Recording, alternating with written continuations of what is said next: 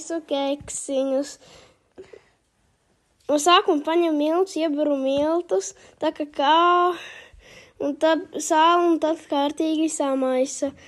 Smaidu pievienojam sviestu, tad cukuru un tad 2 olas. Tad samaisam, maisam un tad pievienojam krāsvielu ar kefīru.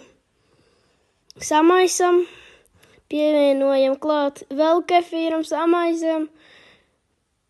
Un tad liekam atkal miltus, tad pie sviesta, un tad liekam krāsvielu, un tad samaisam, tad atkal miltus, krāsvielu, tad samaisam, un tad pievieno etiķi ar sodu, samaisa un pieliek klāt.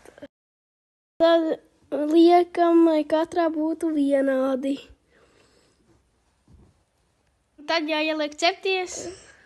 Tad jāsablenderē pūdercukurs, jāieliek krēpsirs, jāpagaršo, jāieliek uztaisītais pūdercukurs, tad jāieliek sviesti, jāsamaisa, un tad glazūra ir gatava. Smuki saliekam tā, lai viss ir vienāds. Un tad pagaršojam un ņem.